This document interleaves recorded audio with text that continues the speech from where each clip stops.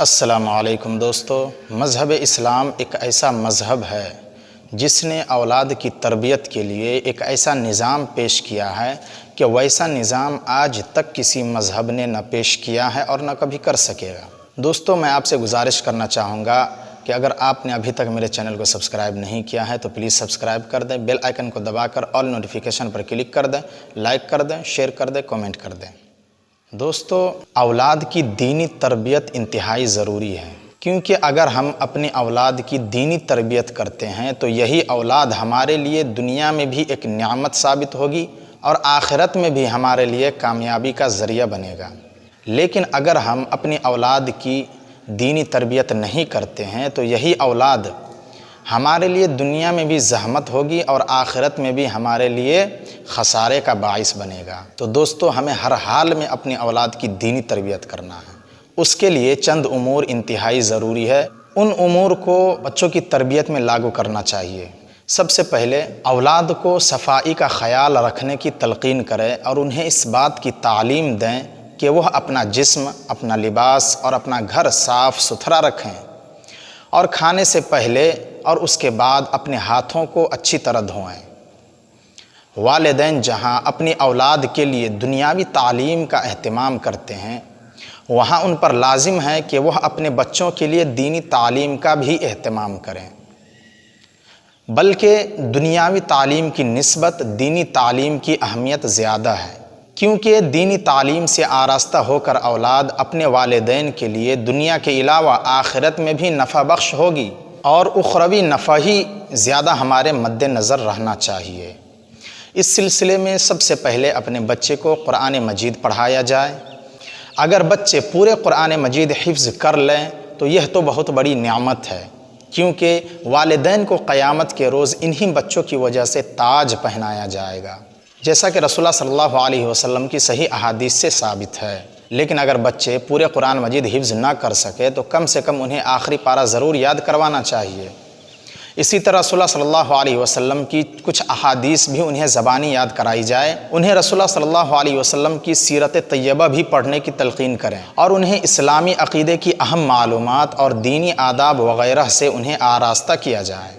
والدین پر لازم ہے کہ وہ اپنی بچیوں کو بچپن ہی سے پردہ کرنے کی تلقین کریں۔ اللہ تعالیٰ قرآن کے اندر فرماتا ہے، یا ایھا النبی قل لازواجک وبناتک ونساء المؤمنین یدنین علیہن من جلابیبہن ذالک ادنی ان یعرفن فلا یؤذین۔ اے نبی، اپنی بیویوں سے، اپنی بیٹیوں سے اور مسلمانوں کی تمام عورتوں سے کہہ دو کہ وہ اپنے اوپر اپنی چادریں لٹکا لیا کریں، اس سے بہت جلد ان کی شناخت ہو جایا کرے گی، پھر انہیں ستایا نہیں جائے گا۔ اس آیت میں اللہ تعالیٰ نے نبی کریم صلی اللہ علیہ وسلم کی ازواج مطہرات اور آپ صلی اللہ علیہ وسلم کی صاحبزادیوں سمیت تمام خواتین اسلام کو اس بات کا حکم دیا ہے کہ وہ اپنے اوپر ایک بڑے سے چادر کے ذریعے سر سے لے کر پاؤں تک مکمل پردہ کیا کریں۔ اس کی حکمت یہ بیان فرمائی ہے کہ اس سے بہت جلد وہ پہچان لی جائے گی کہ یہ شریف گھرانوں کی باعزت اور باحیا خواتین ہیں، پھر انہیں کوئی ستانے کی جرأت نہیں کرے گا۔ اس آیت سے معلوم ہوا کہ پردہ کرنا شرافت اور حیا کی علامت ہے اور اس کے برعکس بے پردگی بے حیائی کی علامت ہے۔ تو ہر مسلمان کو چاہیے کہ وہ اپنی بچیوں کو بچپن ہی سے پردہ کرنے کی تلقین کریں۔ ہر مسلمان عورت کے اوپر پردہ کرنا انتہائی ضروری ہے، انہیں بچپن ہی سے تعلیم دیا جائے، یہ والدین کی ذمہ داری ہے۔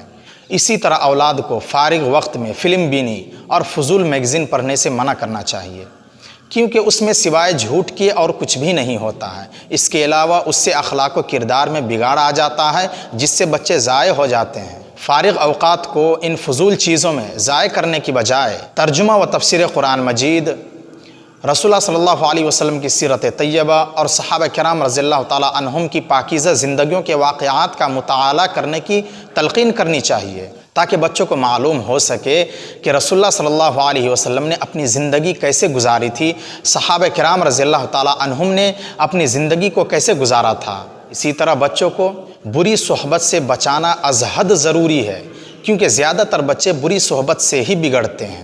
رسول اللہ صلی اللہ علیہ وسلم نے اچھے ساتھی اور برے ساتھی کی مثال کچھ اس طرح بیان فرمائی ہے، کہ اچھے اور برے ساتھی کی مثال کستوری اٹھانے والا انسان اور بھٹی میں پھونکنے والے انسان کی طرح ہے۔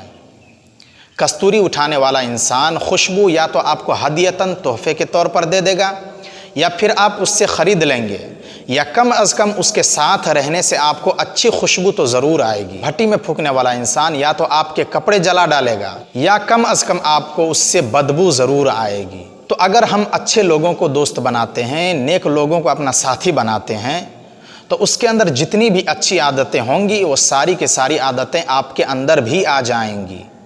لیکن اگر آپ برے لوگوں کو اپنا دوست بناتے ہیں، فضول کی باتیں کرنے والوں کو اپنا دوست بناتے ہیں، بیہودہ گفتگو کرنے والوں کو اپنا دوست بناتے ہیں، تو ان کے اندر جتنی بھی بری عادتیں ہوں گی وہ ساری کی ساری بری عادتیں آپ کے اندر بھی آ جائیں گی، کیونکہ صحبت کا اثر انسان کے اوپر پڑتا ہے۔ اللہ کے رسول صلی اللہ علیہ وسلم نے فرمایا الرجل علی دین خلیلہ، کہ آدمی اپنے دوست کے دین پر ہوتا ہے، بس وہ دیکھے کہ کس کو اپنا دوست بنایا ہے۔ ہر انسان کو چاہیے کہ وہ اپنے لیے ایک نیک دوست کا انتخاب کرے، اپنے لیے ایک اچھے ساتھی کا انتخاب کرے، اور برے ساتھی سے، برے دوستوں سے دور رہیں۔ اسی طرح اولاد کو گانا سننے سے بھی روکنا انتہائی ضروری امر ہے، کیونکہ گانے سننے سے دل مردہ ہو جاتا ہے اور اخلاق و عادات میں بگاڑ پیدا ہو جاتا ہے۔ رسول اللہ صلی اللہ علیہ وسلم کا ارشاد گرامی ہے لَيَكُونَنَّ مِنْ أُمَّتِي أَقْوَامٌ يَسْتَحِلُّونَ الْحِرَ وَالْحَرِيرَ وَالْخَمْرَ وَالْمَعَازِفَ۔ رسول اللہ صلی اللہ علیہ وسلم نے ارشاد فرمایا کہ میری امت میں ایسے لوگ ضرور آئیں گے جو زناکاری، ریشم کا لباس، شراب نوشی اور موسیقی کو حلال سمجھ لیں گے۔ ان چار چیزوں کو حلال سمجھنے سے مقصود یہ ہے کہ یہ تو حقیقت میں حرام ہے، لیکن لوگ اسے حلال تصور کر لیں گے۔ اور موسیقی، گانے سننا کس قدر بری چیز ہے، اس کا اندازہ آپ اس بات سے لگا سکتے ہیں کہ رسول اللہ صلی اللہ علیہ وسلم نے موسیقی کو زناکاری اور شراب نوشی جیسے بڑے ہی بھیانک گناہوں کے ساتھ ذکر کیا ہے۔ بچوں کو گانے سننے کی بجائے تلاوت قرآن مجید کرنے یا سننے کی ترغیب دلانی چاہیے کہ اسی سے در حقیقت سکون نصیب ہوتا ہے۔ اللہ تعالیٰ قرآن کے اندر فرماتا ہے الا بذکر اللہ تطمئن القلوب، خبردار اللہ کے ذکر ہی سے دلوں کو اطمینان ملتا ہے۔ دوستو، تو ہر والدین کو چاہیے کہ اپنی اولاد پر نظر رکھے، اپنی اولاد کو دیکھیں کہ وہ کیا کر رہا ہے، فارغ اوقات میں کن کاموں میں مشغول ہیں، یہ والدین کی ذمہ داری ہے۔ اسی طرح اولاد کی اصلاح کے لیے عملی جد و جہد کے ساتھ ساتھ ایک اور چیز بھی بڑی ہی اہم ہے، اور وہ یہ ہے کہ اپنی اولاد کی اصلاح کے لیے اللہ رب العالمین سے دعا کرنا۔ اللہ تعالیٰ اپنے بندوں کی صفات میں سے ایک صفت یہ بیان کی ہے کہ وہ یوں دعا کرتے ہیں ربنا هب لنا من ازواجنا وذریاتنا قرۃ اعین واجعلنا للمتقین اماما۔ اے ہمارے رب، تو ہمیں ہماری بیویوں سے اور ہماری اولاد سے آنکھوں کی ٹھنڈک عطا فرما اور ہمیں پرہیزگاروں کا پیشوا بنا۔ خصوصاً وہ والدین جن کی اولاد بالکل بگڑ چکی ہے، انہیں تو ضرور بالضرور اپنی اولاد کی اصلاح کے لیے اللہ رب العالمین سے بار بار دعائیں کرنی چاہیے، کیونکہ ہدایت دینے والا اللہ تعالیٰ ہی ہے۔ اولاد کے حق میں والد کی دعا ان دعاؤں میں سے ہے جنہیں رد نہیں کیا جاتا ہے، انہیں یقیناً قبول کیا جاتا ہے۔ رسول اللہ صلی اللہ علیہ وسلم کا ارشاد گرامی ہے ثلاث دعوات یستجاب لہن لا شک فیہن، دعوت المظلوم ودعوت المسافر ودعوت الوالد لولدہ۔